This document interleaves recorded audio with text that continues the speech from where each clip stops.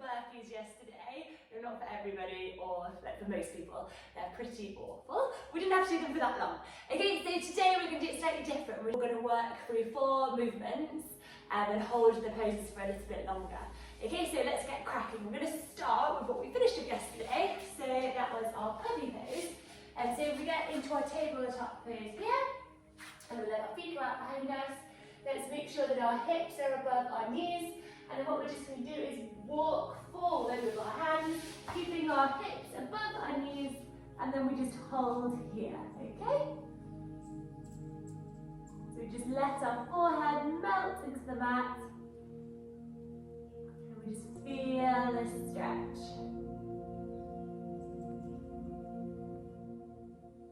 Just get a nice stretch down the front of your armpit, back of your shoulders. And just keep breathing. Nice long, deep breaths.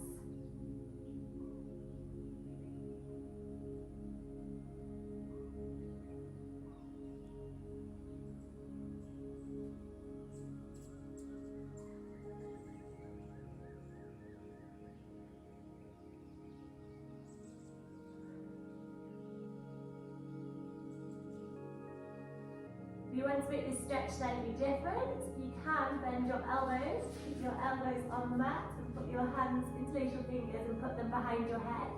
So that can change this pose. So you can start in the first variation and then you can move to this. This sometimes intensifies the stretch. But keep your breath.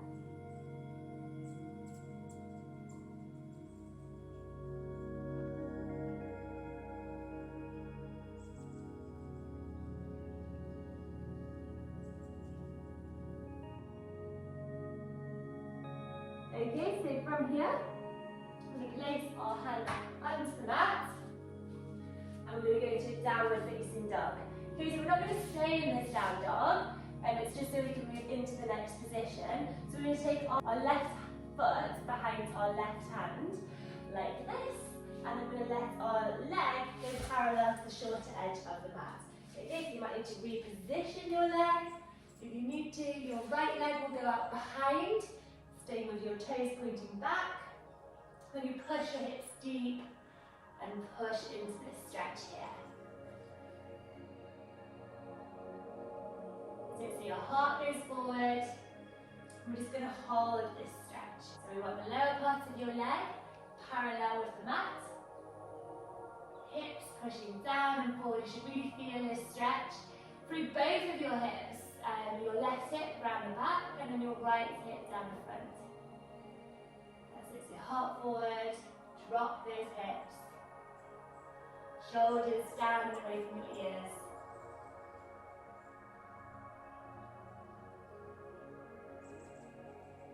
And keep breathing.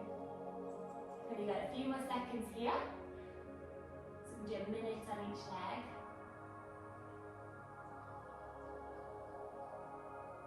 And then we're going to squat here the legs, so back to your down dog, then your right leg goes behind your left hand, let your knee go down to the floor, and then your left leg go out behind. Okay, so you might need to reposition your leg. Your heart goes forward, shoulders down and away from your neck, down your ears. It's really good to get a deep seat. Nice swinging seat in the trot in the canter.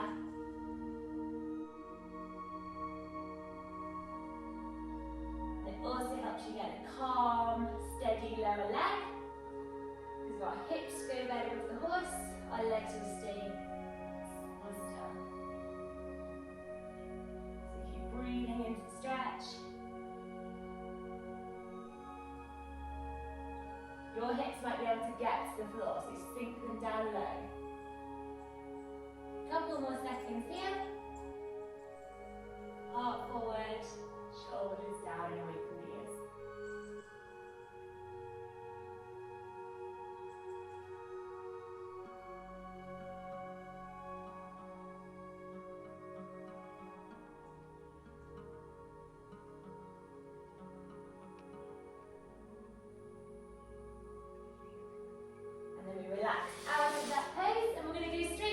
into our side plank. So we've done this a couple of times.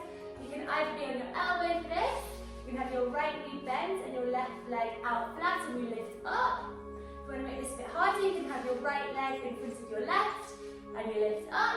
If you want to make this harder again, you can have our arm straight and then this arm can go up, okay? So let's get cracking with this. So we're going to hold it for a minute.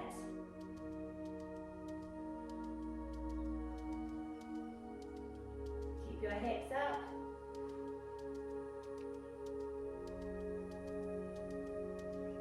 Watch you don't end up this left hip going too far back. Nice alignment. Hands shoulder to shoulder, hands and then one hip above the other. So keep those hips high. Not too much longer.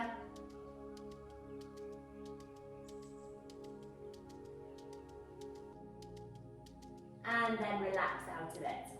Okay, let's go do that on the other side. So you spin around, take which variety you want to, and we'll just hop straight up into it. Okay, so we lift up. This time remember our left foot is going to go in front of our right foot. I'm going to put your arms to the sky, hips nice and level. That's it. Keep your breathing.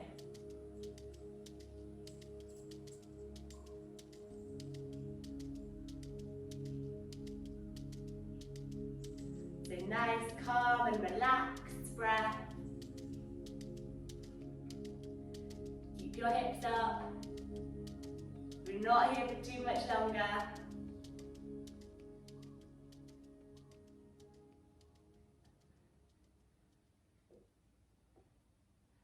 That's it, keep breathing.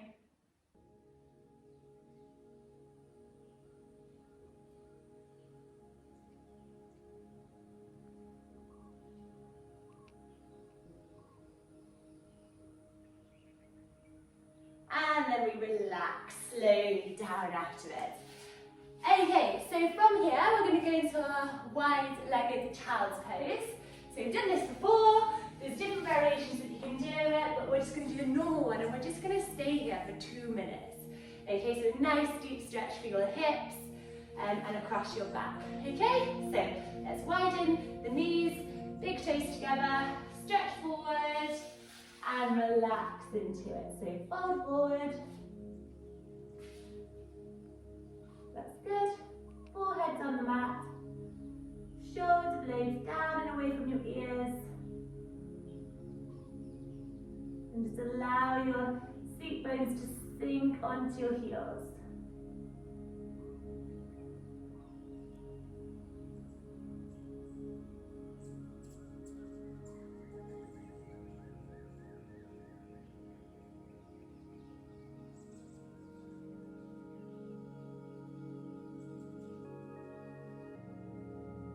Keep breathing. Today's exercises are nice and relaxed. The plank's the hardest part.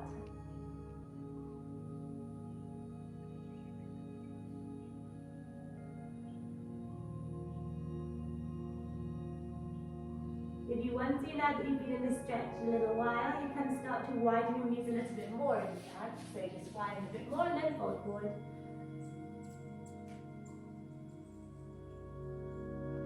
So these are really good seat openers for when you're in the saddle. So remember, if you're tight and gripped for your seat or your legs, if you're gripping onto the horse will find it really hard to move.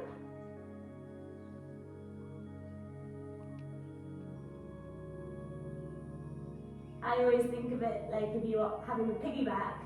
So if your friend got onto your back and they grip tight with their legs and their hands, and then you have to try and move, you find it really hard. It's the same with the horse. If you get on, you're gripping for balance, then they're going to struggle to move forward.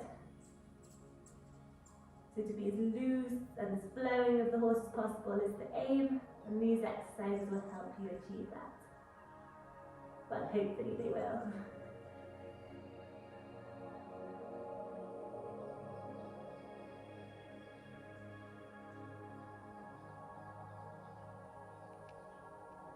So keep the breath, keep breathing. And then we're going to go ahead and sit back up. almost the end of today's practice. So I hope you enjoyed it. It's a little bit more slow paced today. After yesterday's burpees, it was probably deserved. So I hope you enjoyed it and I look forward to seeing you tomorrow. Bye!